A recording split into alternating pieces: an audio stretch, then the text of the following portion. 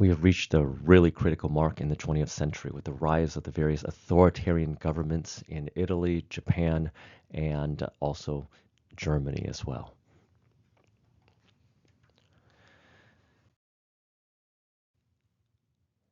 So with that, we're going to take a look at this particular essay question, evaluate the rise of authoritarian government in the first part of the 20th century, and we're going to answer it with a particular thesis and support it with evidence from these particular nation states. So this is going to look like a long essay. If you notice the context, the argument, and then you've got the evidence from multiple nation states, and we're going to encounter some counter arguments and complexity as well.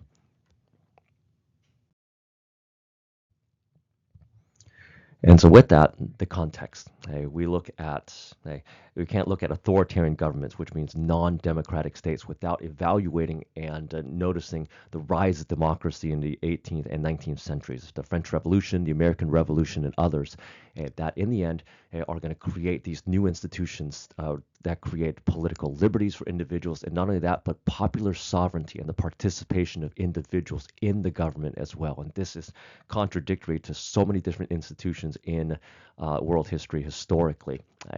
But part of that is that these democratic states also happen to be the industrial powers of the era. So the problems of the Industrial Revolution, the rise of a working class, and not only that, but exploitation by these Western democratic states to create colonies abroad as well, using a system of the free market and global capitalism is going to end up resulting in the exploitation of people and particular groups, which may in the end be contradictory to these democratic ideals that they hold so dear.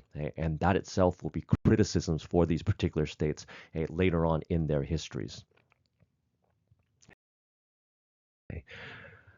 Therefore, the argument that we're going to take a look at is that we're going to blame and put the responsibility of the rise of these authoritarian governments through some of these democratic states. So one, through unresolved issues surrounding the First World War, and also the failure of democratic governments to address the domestic needs of their citizens. So you should find this in the Google document assignment, and it's your job to be able to use the evidence provided in this lecture to support this particular argument.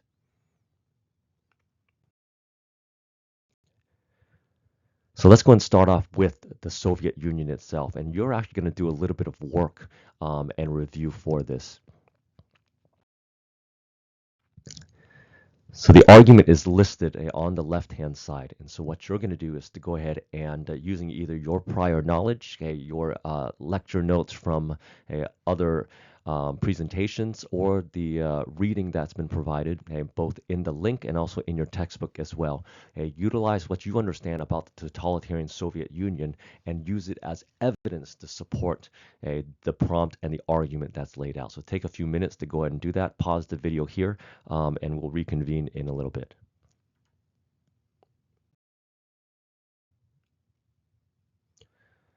All right, if you have moved on, what that means is we can take a look at some of the evidence from both Italy, Nazi Germany, and Japan as well. Something to understand before we get to discussing Italy and Germany is the context of the 1920s and 1930s. So we reviewed the situation in India, in British India, where Gandhi and his nonviolent protest is challenging the British democratic government. And so we previously reviewed this political cartoon on the left-hand side, talking about the effectiveness on one hand of Gandhi's campaign of nonviolence, and not only how it affects the independence movement, but also the British situation at home as well. You've got, again, in the film talking about children writing essays about Gandhi at home, that his opposition to the empire that they've built is influenced because of the type of democratic institutions and the values of democracy and individual rights, such that it may actually contradict the notions of democracy. And so for the notion of prestige of democracy, how people perceive democracy, they're going to see this as a challenge. They're going to see this as contradictory to the values thereof. And so in the 1930s, there's real criticism as to what democracy is about. And so there's major challenges in the existence of colonial government. At the exact same time, the First World War and all the deaths that is brought about culminates in the Treaty of Versailles and some of the other post-war treaties. And what it creates, in a sense, isn't the type of self-determination that Wilson called for initially, but instead it becomes a one of colonialism, of the elites are governing subordinates, and these individual groups do not have the rights of self-determination. And not only that, but this is an exacting treaty as well. We see its influence on Germany and the effect of the reparations and so forth. And so it does not, in the end, bring about peace as they had hoped, and in a lot of ways contradicts the values of democracy that we've discussed before. And finally, the biggest blow would be the Great Depression. And in doing so, people are going to question the value of these democratic capitalist states and wonder if there's a different solution to all of this. And this is where we enter Italy. Italy had hoped from the First World War to create an empire that spans the Adriatic, and not just the Adriatic Sea, but also parts of the Mediterranean as well. They had hoped to gain parts of southern Europe and also North Africa, but they received none of it. There's a new state called Yugoslavia. Much of their claims in this region here was eventually denied, and so they would call this, in the end, a mutilated victory, where they did not get anything that they want. And what they found is that soldiers who were coming back from war are angry, frustrated, that many of them didn't suffer from the battles themselves or bad leadership, but just simply from the cold, from starvation, and the losses that came about from just bad war planning and so forth. 600,000 Italians will die in this war, and what they got was very little, a mutilated victory. What they did get, however, was high inflation, massive unemployment. The ability to purchase goods declines greatly. So inflation basically devalues the currency such that it was 1/6 the value of the currency prior to the war. Many manufacturers went out of business, and a lot of soldiers returned not finding any work. They are unemployed, and so they started to create roving bands of men, groups that would seize land from landlords in the south to try to find land for themselves here. Young people with nothing to do. Or frustration mounting resulted in riots and the looting of shops. There were work stoppages and strikes from and particularly the rail industry and from agricultural laborers at harvest time, because they're being underpaid and so forth. And so therefore, with all of the things going on, you can imagine there is this great fear, particularly in the context of the Russian Revolution, that there would be a communist revolution to come. And so everybody's fearing what is to be in Italy, and they're hoping for a response. And as it turns out, that response happens to come from a former teacher, newspaper editor by the name of Benito Mussolini, who was an excellent orator, a speaker that brought passion. And so he was able to bring together the idea of Italian nationalism and preying on the fears that there would be a communist revolution. And so he comes together and generates a coalition of disaffected Republicans, anarchists, syndicalists, and others who wanted to overthrow the government, discontented socialists. Of him, he is actually a former discontented socialist himself, restless revolutionaries, and a number of discharged soldiers. And they met to create this new force in Italian politics, who Mussolini calls the Fasci del Combattimento, or the fighting bands, basically group of fighters who are bound together with and tied together to secure a powerful force together, that this would become the new symbol of Roman and now Italian authority. And so utilizing this fear, they started to use violence and paramilitary forces, basically bands of men that he's going to try to legitimize. They wear black shirts and armed with melee weapons and arms and so forth. And they would do things like burn socialist news offices.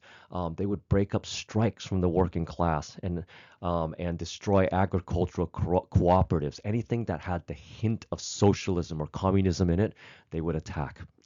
And these local bosses that will band together, these individuals together will start taking over cities, proclaiming law and order when the government was helpless to bring all these things. Okay? And despite the violence in many of these cases, the Italian middle class particularly welcomed the authority that Mussolini is going to bring. In fact, they were tired of strikes, they were tired of the riots, and they responded really well to sort of the the magnitude of Mussolini's strength and charisma. They liked the flamboyant nature of Mussolini and what he brought, and they were ready to submit to forms of dictatorship, providing that the national economy would be stabilized and that the country itself would be great again and restored to its initial dignity. And so taking advantage of this and the intimidation of voters that would bring fascists to power in the Italian parliament, Mussolini marches on Rome with his black shirts. Now, it wasn't all that successful in terms of creating a mass show of force, but in the end, there's this belief by many of the political elites, the Catholic Church, and particularly the Italian king, that in this constitutional monarchy, that they felt that they could basically domesticate Mussolini. In other words, let's bring him to power, and then we can control him and particularly his people, that we could utilize his strength to, in other words, strengthen the democratic government of Italy.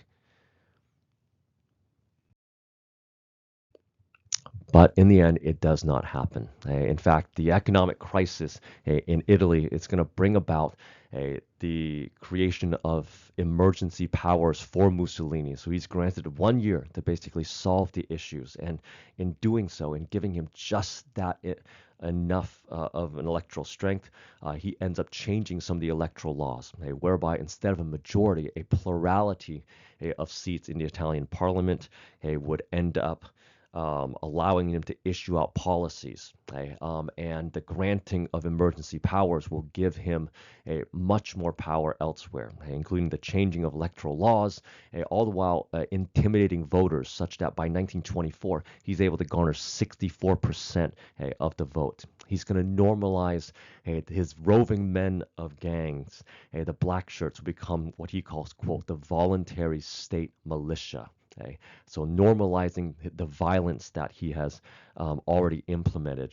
And any opposition, people like Antonio Gramsci, one of the key intellectuals of Italy at this point, and others, like a reformist leader by Giacomo Matteotti, would be suppressed. In fact, Matteotti, who called the election of 1924 a sham, somehow he disappeared, and it turns out he was murdered. When the Italian parliament presses Mussolini to this, instead of just simply backing down and apologizing for it because they had traced the assassination to him, he doubles down. In fact, he says, yes, absolutely. I did it, we did it, and we needed to do it for the sake of Italy. And the parliament itself ended up applauding him for this. So again, no apologies whatsoever. Anything that is seen as a weakness would be denied. And as a result, it's all about the show of strength. And people bought into this. He eventually starts to outlaw the other political parties, the communists, the socialists, and eventually many of the other centralist parties. Unions and strikers would be crushed and would be outlawed and were not allowed to meet as they normally would.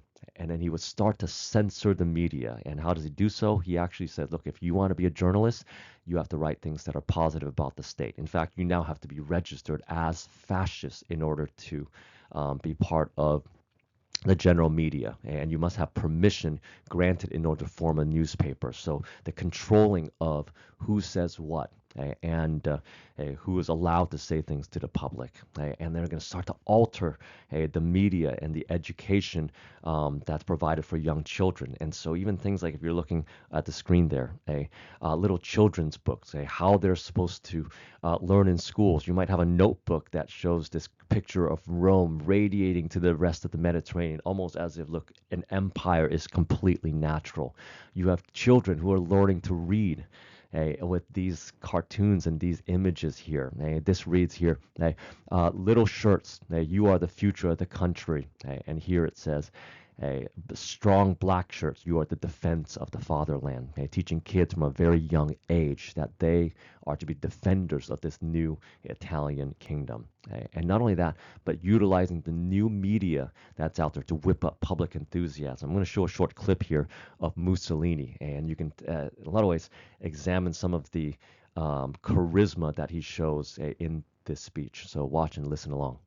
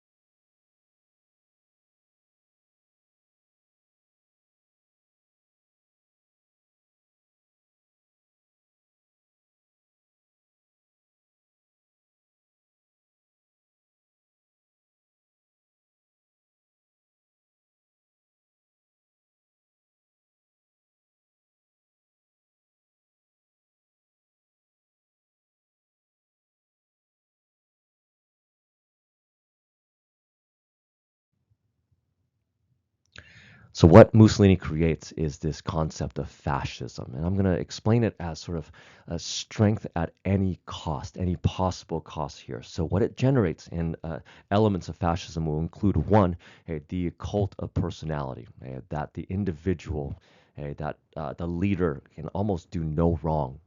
And unquestionably able to do whatever he chooses to do. And you're going to accept it because you just see them as the leader. Nothing they say, nothing they do can possibly be wrong. So the cult of personality becomes a key essential part of fascism. Secondly, strong loyalty to the state itself. Here, what we call ultranationalism, that you would give up of anything to make sure that the state is great and will succeed as well here. Okay?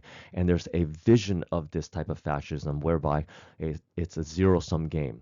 States either grow or they diminish, and so they naturally will fight against one another. And so therefore, fascist states tend to be much more aggressive than others. Okay?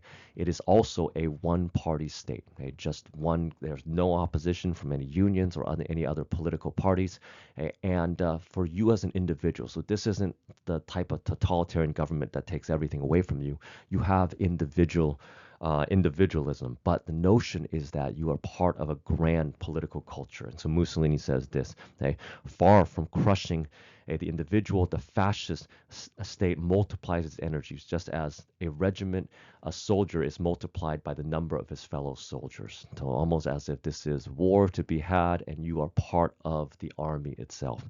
And not only that, but there is a guise of capitalism, the extensive authoritarian corporatism, whereby corporations and often even labor will conspire with the state to do what the state hopes it will do. And in doing so, it creates the illusion of the free market. It's not central planning like you have in a communist state, but you have the elements supposedly of a free society choosing to give up of its rights for the sake of the state.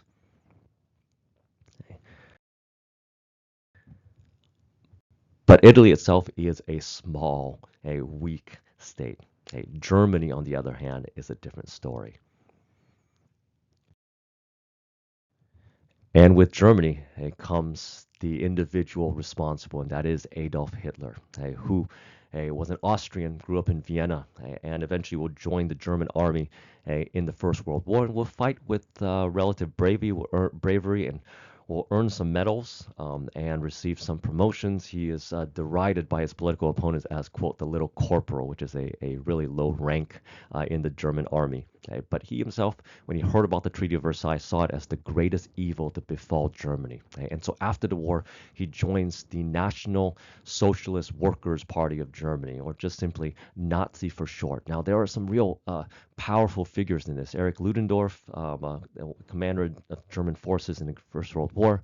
The fighter is Hermann Goering, but it is Hitler and his ability to recruit and to speak that allows him to rise very quickly in the ranks of the Nazi Party. Taking advantage of the eh, of the crisis coming out of Germany after World War I, particularly the hyperinflation crisis of 1923. The Nazi Party attempted a coup. Just like Mussolini's March on Rome, they tried to replicate that type of uprising, but failed. And in doing so, in what is known as the Munich Putsch of 1923, Hitler is arrested. But he's seen, in a sense, as a national hero by many. He's seen as an individual who has stood up to this weak democracy and for the sake of German nationalism.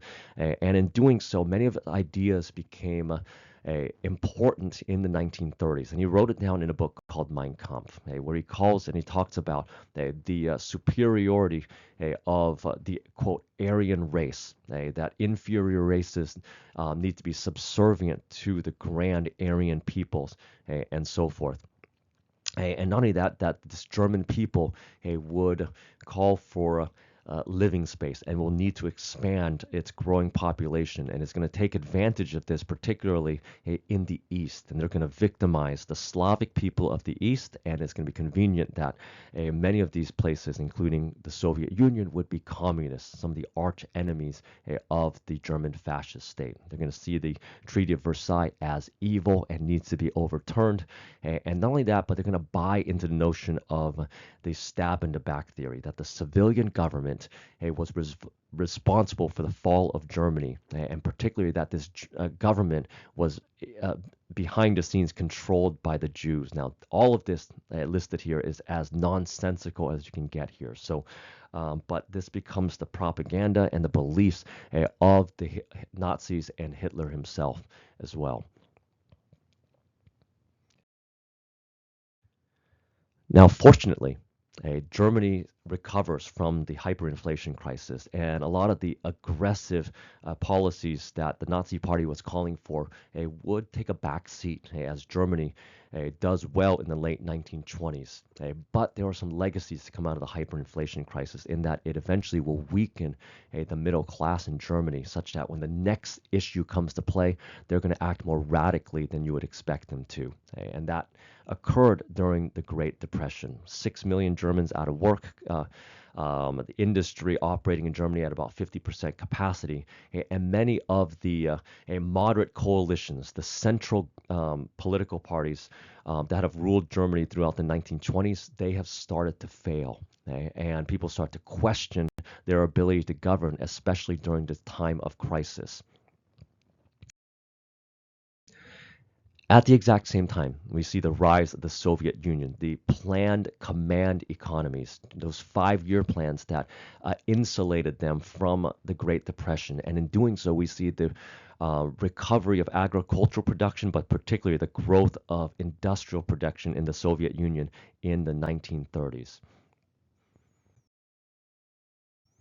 The result of which is potentially the likelihood of a communist revolution seemed like it was at hand. That this international movement that Stalin is starting to work with other communists in other nations as well, that in the end may prove to create revolutions all across the globe. And so there's this grand fear that a bloody communist revolution is at hand.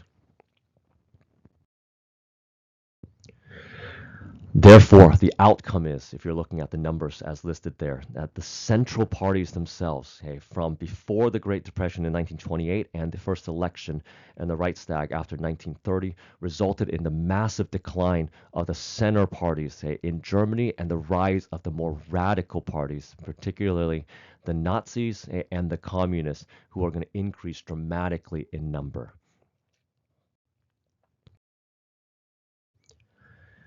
And that creates a situation whereby Hitler is appointed the Chancellor of Germany.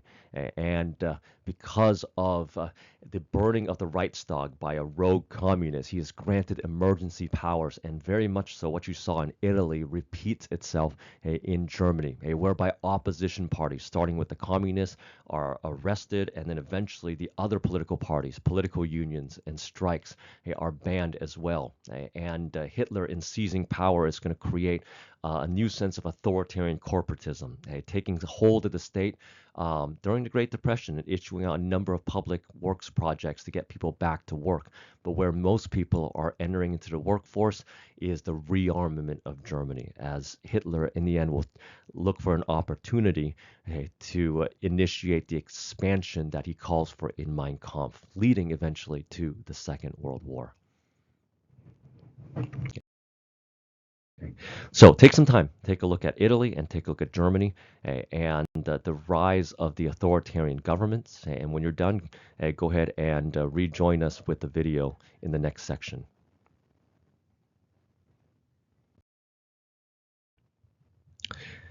But before you do so, noting that the rise of Nazi Germany happened because of a democratic electoral victory and how people in the end will buy into what the Nazis are calling for. And how so? Much of it is due to the propaganda that is issued by the Nazis during this particular time period as well. So take the time, if you haven't already done so, go and tackle the fascist propaganda poster assignment that has been issued in Google Classroom as well. So examine fascist propaganda, and then we'll return back to the next part of this lecture.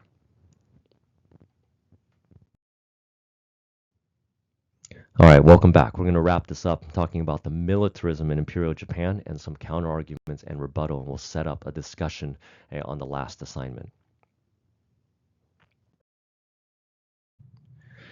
The Great Depression also had a major effect on Japan as well. The Depression led to challenges to the traditional system, whereby politicians who played a really key role in Japan's rise in regards to international industry and commerce all of a sudden faced major opposition from a militarist, anti-Western xenophobes who hoped to create this new sense of Japanese nationalism. And with this particular challenge, many people were really frustrated by the corruption that was held between the close guarded relationships between the government and the Zaibatsu. Remember the large family-owned corporations that really helped to govern Japan throughout most of the turn of the century, especially when the Zaibatsu aimed to reduce the amount in the military budget. And so therefore the military responded to this and they started to take action on their own, sometimes like we're going to see in places like Manchuria, but others will result in assassinations of key individuals. A good example here is the head of Mitsui,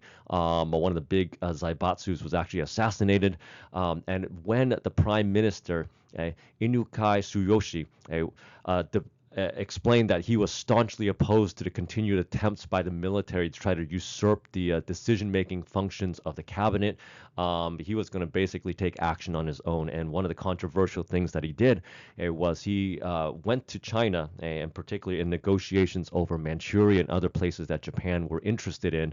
And there were conflicts between the two countries. He wanted to halt any further military activities that people in the military really disagreed with. They were calling for expansion into China to deal with the problems of the Great Depression. And so increasingly, as negotiations went on, the prime minister himself was assassinated during an attempt coup d'etat by ultra-nationalist naval officers. These are like lieutenants and like commanders, basically lower-level Japanese officers who in the end are trying to take action on their own. And their particular argument is that they wanted power over the elected officials to deal with the crisis, and their answer to the solution of the Great Depression was economic expansion. Looking at, in particular, if you're looking at the slide here, the notion of Manchuria possessing all of these raw materials, coal and other things, farmland and so forth. They offered new markets, and not only that, but it's the base of further expansion later on if they wanted to attack China as well. And so there's disagreement there, and it's the militarists who in the end will take a major role in the expansion of Japan and in response particularly to the Great Depression as well. Okay. So with that, go ahead and spend a moment or two. You want to pause the video here and go ahead and answer that last section on Japan to be able to discuss the rise of its militarist government. So go ahead and pause the video here and we'll come back in just a moment.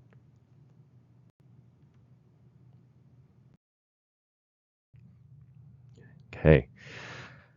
So, despite the arguments that we've had, it is more complex than just simply the First World War or the failure of the democratic governments to deal with the problems at home here. There's a few things to note about democracies themselves, okay? And it's the characteristics, in a lot of ways, is the positive notions of democracy. Okay? And one of the most important things about democracy is that democracies just simply require time to consolidate. Okay? And if you don't, and it's if your democracy is not institutionalized, we're going to see in Africa and South America in the 20th century, it just may not function as it's supposed to be. For instance, Russia's provisional government had about 6 months before it was finally overthrown, and not only that, but in the crux of one of the worst crises possible. You've got Italy, which was its republic was around since the 1860s, but again, still a relatively new nation trying to figure out its place in the world. The Weimar Republic, formed in 1919 in Germany, lasted just a little bit over a decade, and in Japan, where the 1889 Constitution created some democratic institutions,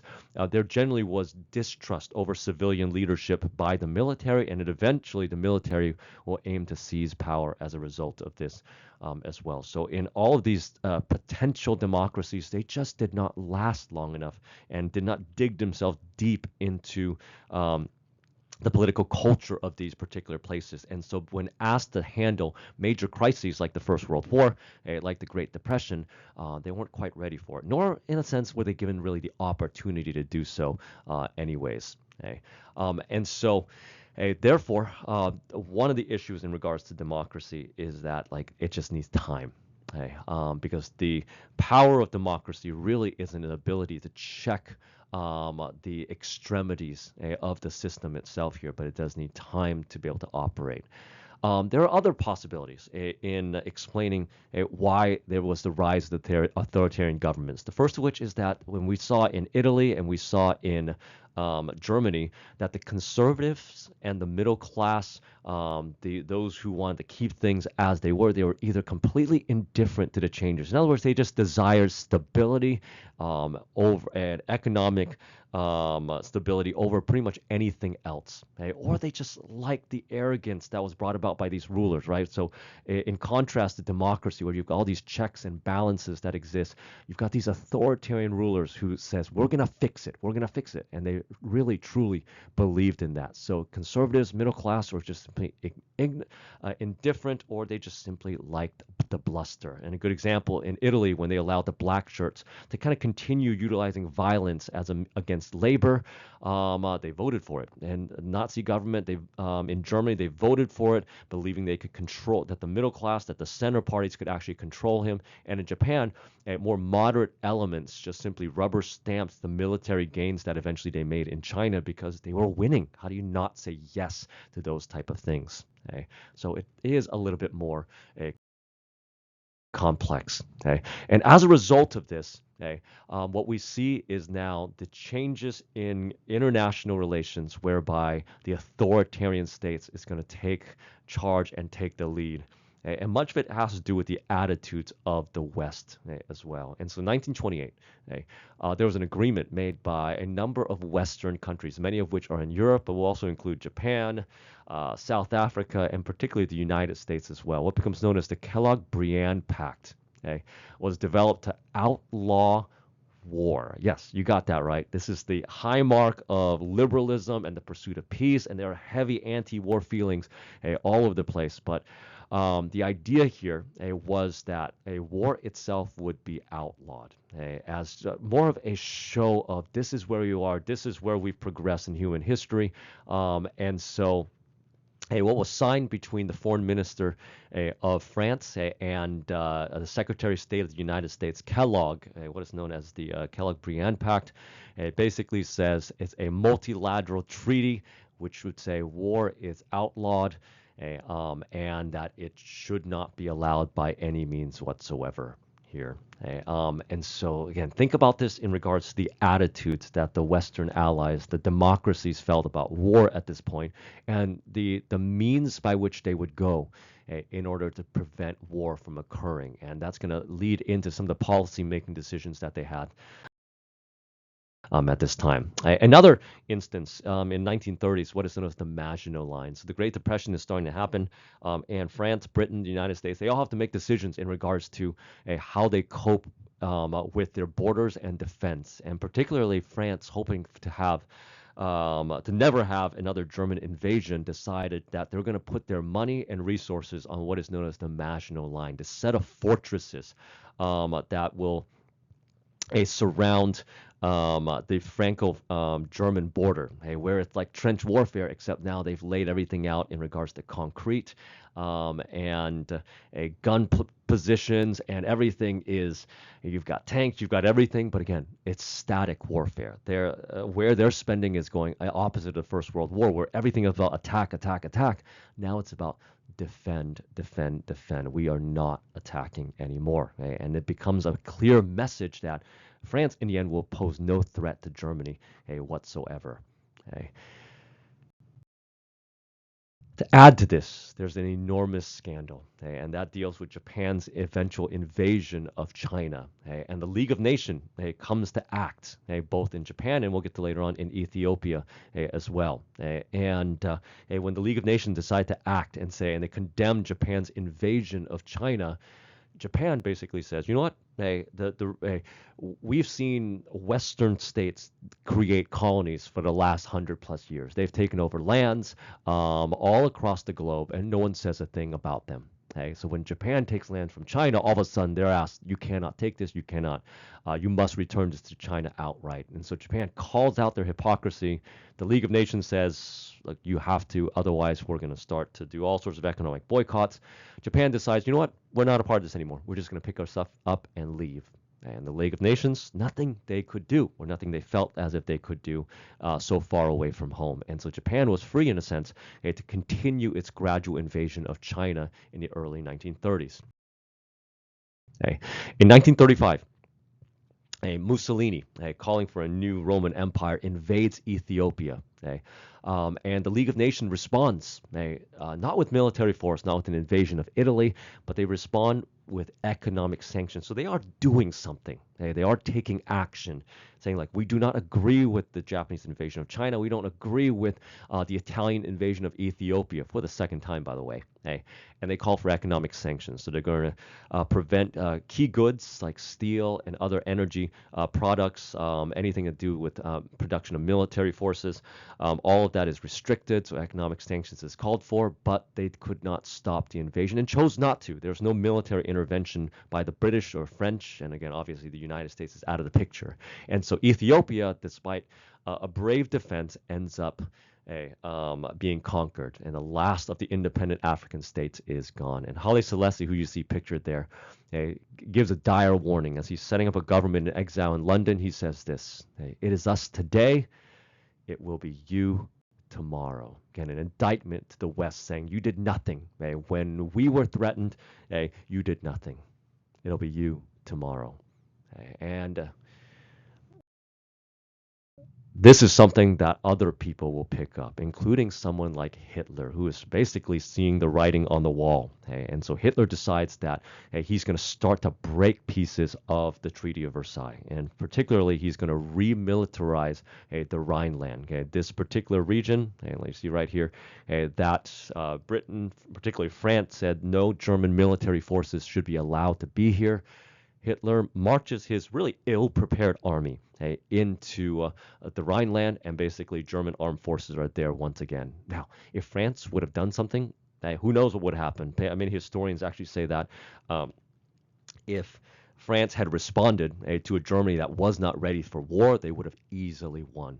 And with that, there might be enough anti-Hitler elements that remain in Germany that might actually have overthrown Hitler. But France chooses not to act, and the Rhineland is remilitarized. And so for someone like Hitler, who's not a military genius by any means, but in a lot of ways he's a gambler. He sort of sees everybody else's hand and says like, look, I think I can do whatever I want, because the West was going to choose not to act by any means. David Lowe, a British political cartoonist commentates on this, right? He writes the spineless leaders of democracy. Okay? And so you see the gradual rearmament of Germany, okay? And then the Rhineland reunification, the seizure of this region called the Danzig in East Germany and Poland. And then from there, who knows? Low at that point doesn't know. And of course, right here it says boss of the universe up at the top there. Okay. But then the biggest issue deals with Czechoslovakia.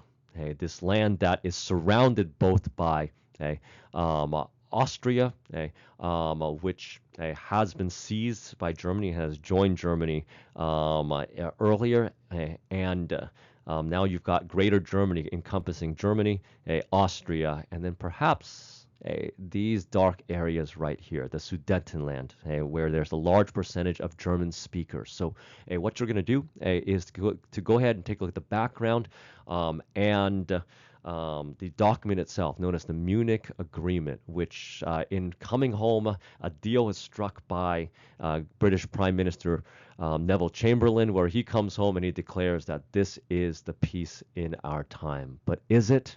So go and take a look at that document and evaluate it now that you have the context. Okay? And with that, we're going to see this. The rise of a greater Germany. Okay, so with that, we'll continue with more of this next time.